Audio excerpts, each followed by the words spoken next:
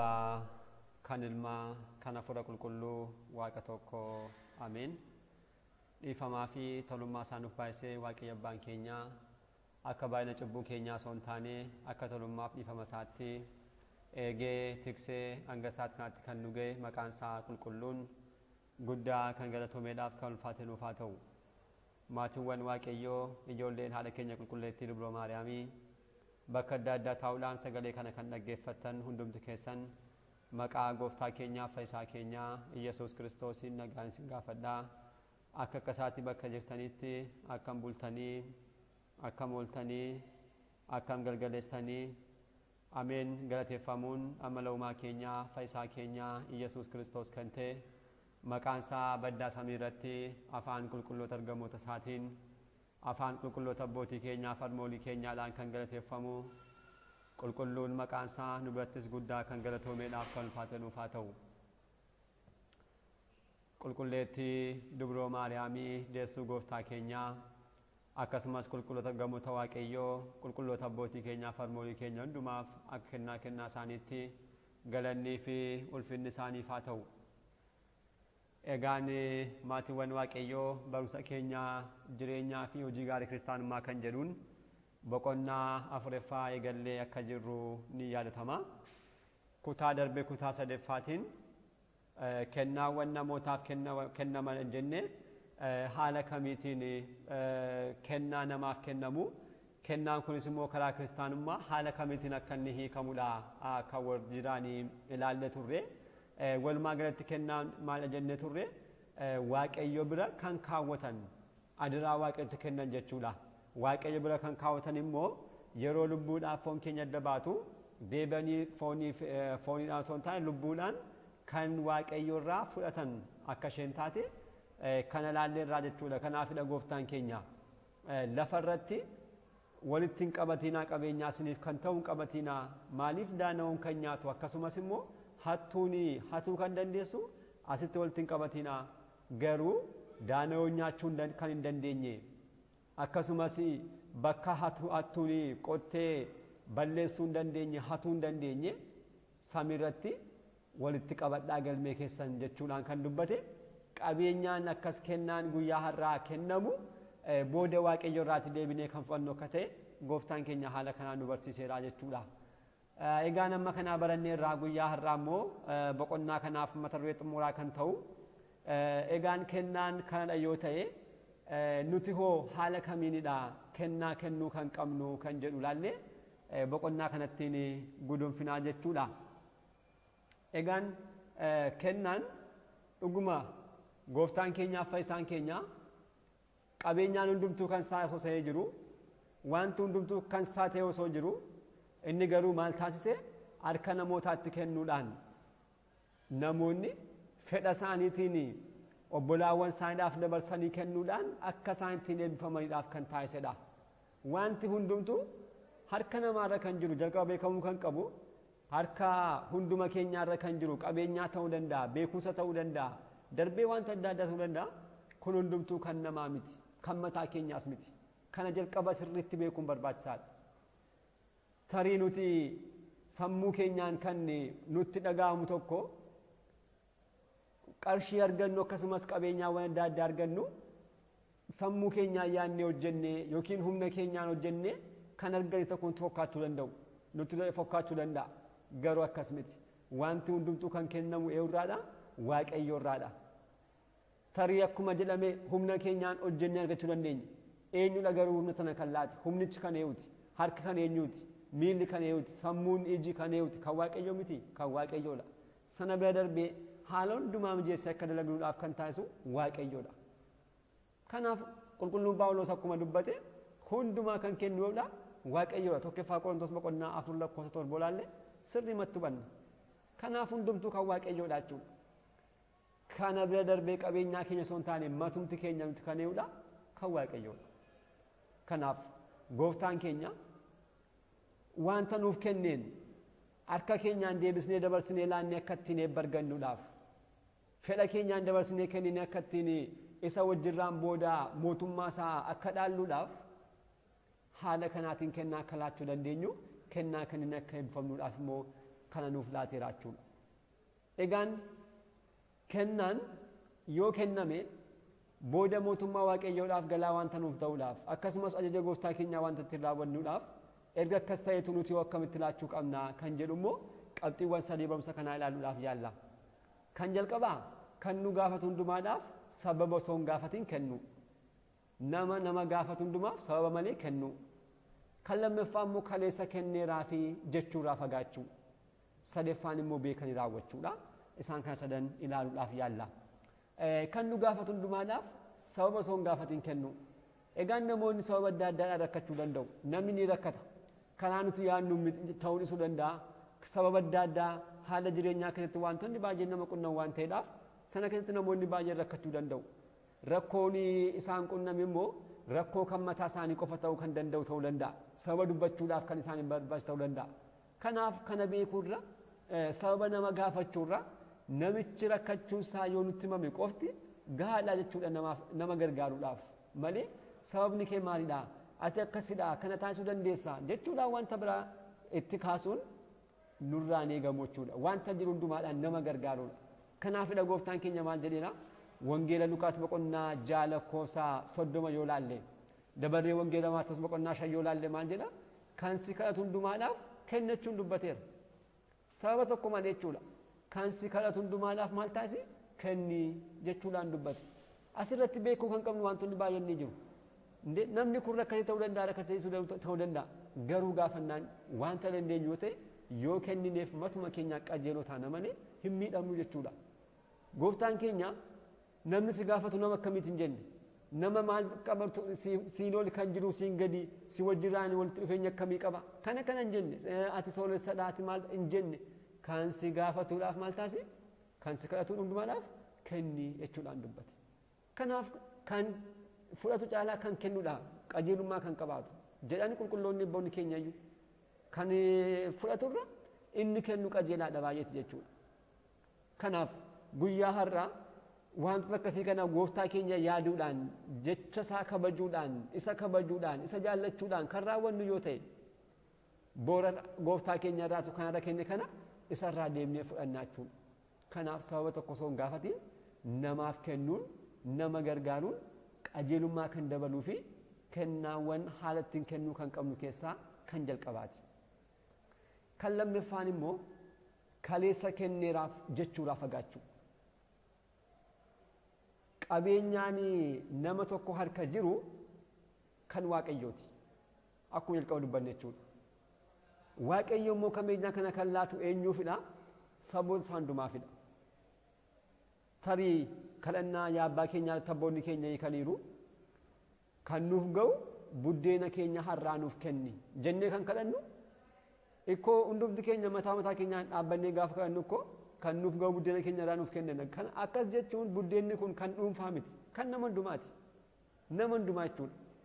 Kanaaf harka nama tokkoon kan jiru kan kenname kan namoota adda addaati jechuudha malee kan nama tokko qofa miti. Kun immoo namoonni yeroo irraa jiraatan sanaan ittiin waamuudhaan jiraachuu danda'u. Garuu boor bakka sana bu'uudhaan kan ittiin waamuu nama biraati.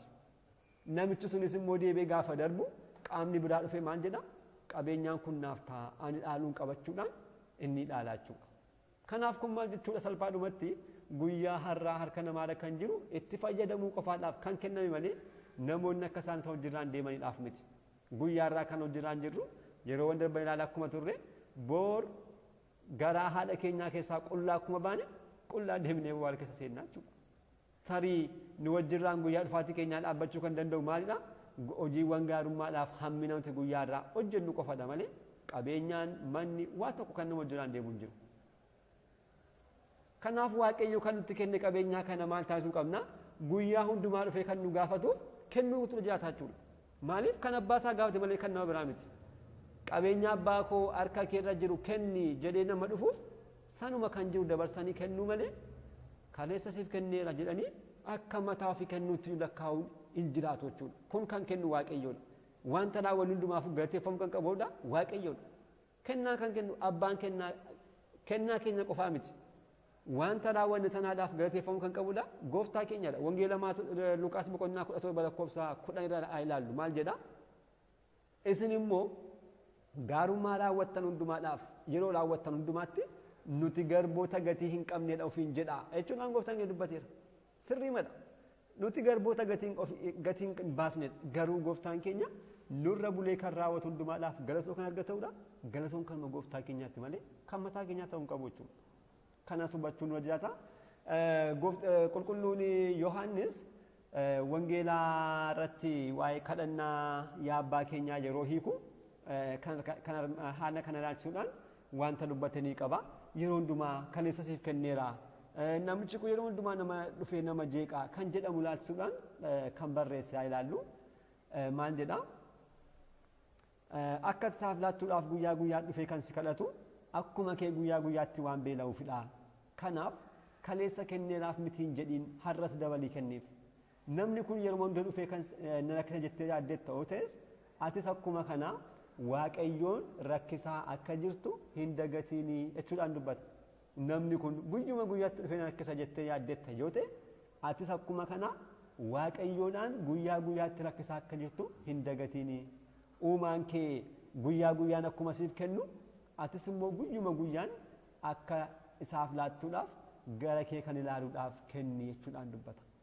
Guyyaa guyyaadhaan dhaabbannee kadhannaa keenyaan yaa abbaa keenyaa annee kadhanna kan nuuf ga'u buddeena keenya irraa nuuf kenne na gidduutti.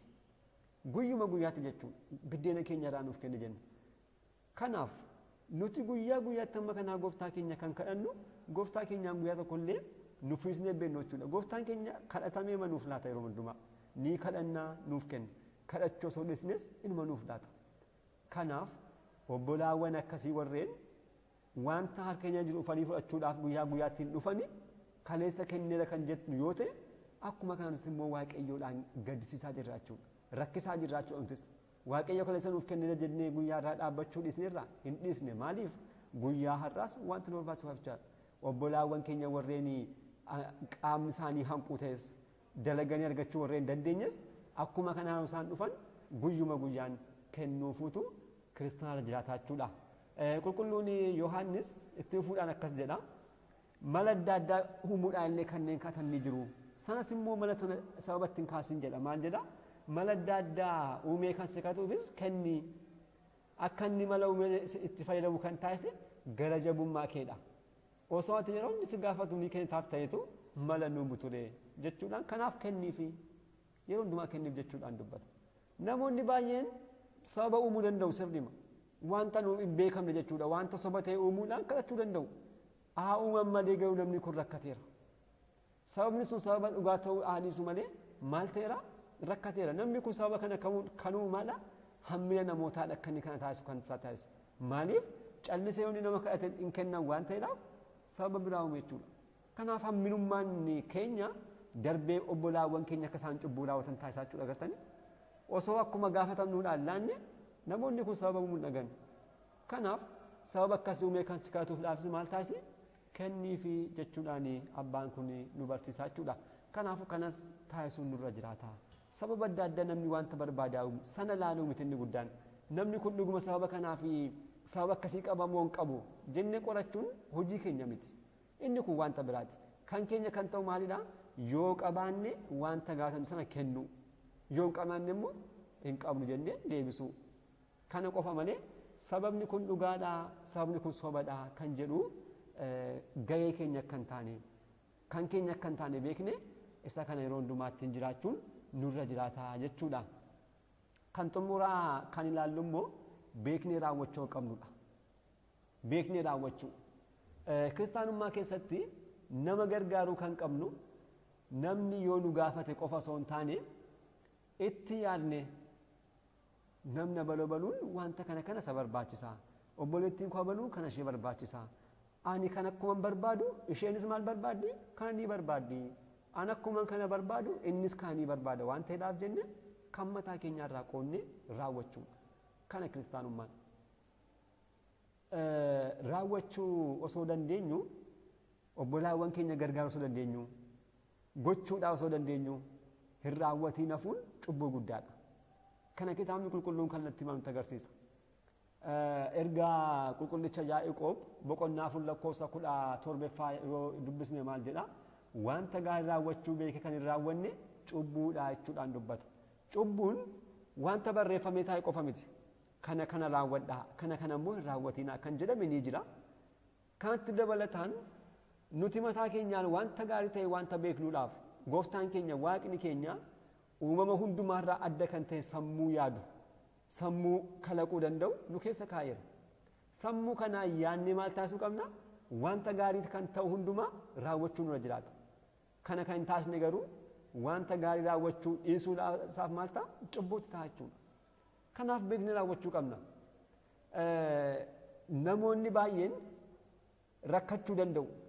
Rakkatanii immoo namoota wanta saalfataniidhaaf callisanii rakkoo isaanii keessatti qabatanii taa'uu danda'u. Isa kana immoo namoonni baay'een ni hubatu. Maaliif rakkoo namaa hubachuun amma namni namatti gaafatutti nama neeksisu kun namadha wanta ta'aniidhaaf wanta hundumtuu ni hubatama. Rakkoo namoota irratti hubannu kana maal taasisuu qabna? Kan dandeenyu yoo taane mari'annee furuuf hin dirqama keenyadha. Dirqama keenya jechuudha. Wanta qabnu hundumaadhaan wanta kan waaqayyoo kan ta'e kan nu bira jiruun sana fayyadamnee raawwachuu danda'utu nurra jiraata jechuudha. Kan raawwachuu qabna. Kanan taasisu taanaan garuu isa dhugaadha, rakkoo guddaadha. Kun ammasii olittuu kan nama buusuu danda'udha. Isa kana immoo kitaabni qulqulluun mataasaa kallattiidhaan nutti agarsiisa. Wangeelaa Lukaas boqonnaa 16 lakkoofsa 19 yoo dubbisne seenaa tokko arganna. Seenaa dhugaadha kun. Seenaa dhugaa Nawwee kan jedhamuudhaaf Alaazaar kanneen jedhaman namoonni lama naannoo tokko jiraachaa akka isaan turaniidhaa fi kana booda jireenya isaanii biyya lafaa arga xumuranii booda samii irrattis maal akka isaan qunname barreeffamee ni arganna. Nawween nama baay'ee sooressa kan ture. Qabeenyaa kan qabu mataa isatti toluudhaan kan jiraatu ture. Alaazaar garuu faallaasa kanaa waa tokko kan hin qabne yeroo hundumaa gidiraadhaan kan jiraatu ture. Balbala namichaa irratti kufuudhaan maal taasisaa ture? Kan saloonni nyaata irraa harkarraa saree irraatti buufachuudhaan amma nyaachuutti kan gahaa ture rakkataa akkasii ture. Garuu namni kun maal hin taasisne guyyaa tokko waaqayyoodhaan hin gaddisiisne maal jedhe anaaf akkamitti akkas naaf hin taasisne akka namicha kanaa mana maaf naaf hin laanne maaf qabeenyaa naaf hin laanne osoo hin jedhin yeroo hundumaa gammachuudhaan uumaa isaa osoo hin gaddisiisin kan dabarsedha. Garuu namichi Nawwee kun immoo Alaazaar isa gaafachuu baatus Alaazaar hin gaafanne isa gaafatuu baatus garuu Alaazaarin akka barbaachisu ni beeka.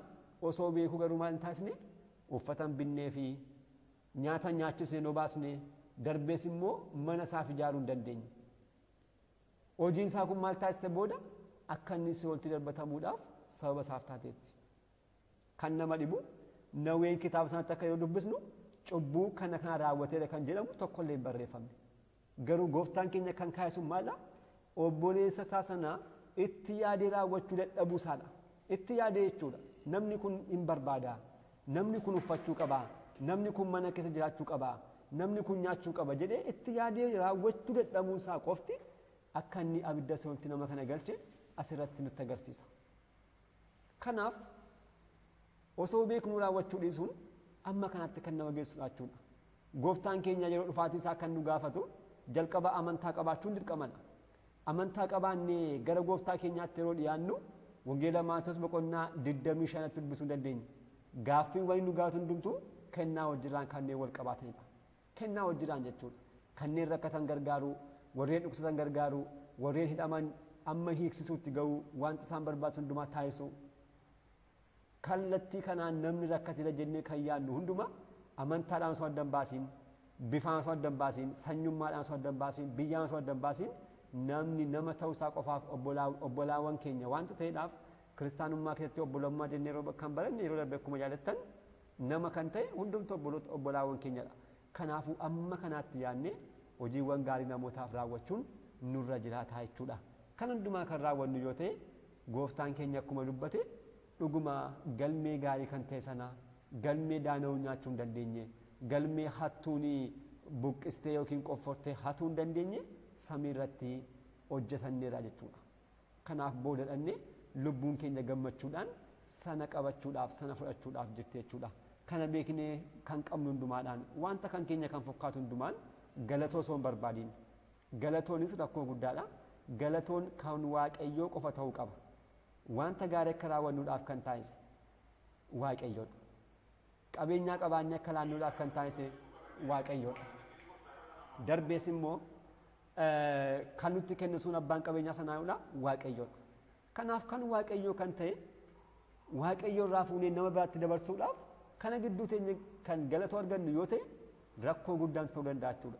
Kanaaf abbaan galatoomudha waaqayyoodha. Abbaan qabeenyaa isuma galatoomuu kan qabu malee gidduu galii namni biraan galatoo barbaadu hin qabu jechuudha.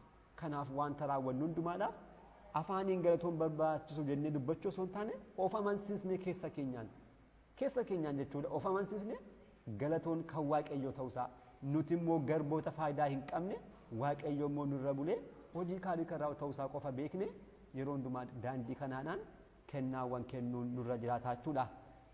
Walitti qabaattee gaafa boqonnaa kanaan kennaawwan gosa lama baranneerra. Kennaawwan mana waaqayyoodhaaf waaqayyoof kennaman warreen lammeeffaa immoo kennaawwan namaaf kennaman jenneerra. Kun dirqama kiristaanummaati. Kiristaanummaa raawwachuu kanneen qabnu keessaa tokkodha jechuudha. Hammam gaarummaan keenya jabaatee qulqullummaan keenya jabaate illee namni kennaan kennine dhuguma mootummaa waaqayyoodhaaf gahuu hin danda'u. Qulqulloonni abboonni keenya koo warreen jireenya gadaamii hundee taasisan rakkatoota miti koo warreen ijoollee mootii faadha koo ijoollee mana mootummaa keessaa ba'anii gadaamitti kanneen galan nama akkasiidha kan isaan turan. Qabeenyaa isaanii hundumaa kan abbaadhaafaatti kan isaanii dhiisan hundumaa gurguranii jechuudha. Gurguranii dadhabaadhaaf erga kennanii booda ofii isaanii immoo gadaamii galu. Gadaamii galanii immoo kan nama dhibu ni taa'u miti. Achi ta'anii illee hojjechuudhaan nyaata guyyaadhaaf kan isaan gahu keessaa dhufachuudhaan kanaaf immoo dadhabootaaf laatu. Haala kanaan jiraatan jechuudha. Kanaaf isaan qajeelummaa kan argatan sana qofaatiin osoo hin taane haala kanaatiin kennaan akka barbaachisu beekanii yeroo hundumaa dadhaboota kanneen gargaaran turan jechuudha. Nuti immoo ijoollee abboota keenyaa jechuudhaaf guyyaarraa kan isaan raawwatan hundumaa wanta dandeenyu hundumaadhaan raawwachuu danda'utu nurra jiraataadha. Kennaa kennuudhaaf qabeenya qabaachuun kennaa kennuudhaaf guyyaarraa akka namni yaadutti qabeenya sooressa akka kanaa jedhamuun hin barbaachisu. Hin barbaachisu kun wanta jiru irraati laachuu wanta jiru irraachuudha. Boqqolloo jala marra jiraannaan tokko obboleessaaf laatanii tokko ofii fayyadamu jechuudha. Haala kanaatiin yoo yaadne isa dhugaadha yeroo hundumaa gammachuudhaan wanta dandeenyu hundumaa raawwachuu ni dandeenya jechuudha. Barumsa keenyatti aanuun kutaa boqonnaa 5ffaa qabannee kan dhiyaannudha kan ta'u guyyaa irraadhaa fi asuma irratti nu haa ga'u abbaa sagalichaa kan ta'e waaqayyo abbaa keenyaaf galannii fi ulfinni guddaan isaaf haa ta'u. Nutis immoo kan barannee kan dhageenyee hojiitti jijjiirree firii 30 60 100tti oomishne dhaaltuu mootummaas akka taanu gargaarsaa nuuf haa baay'atu. Kutaa itti aanuun hanga deebinutti nagaa waaqayyootiin turtii gaarii galanni waaqayyoof.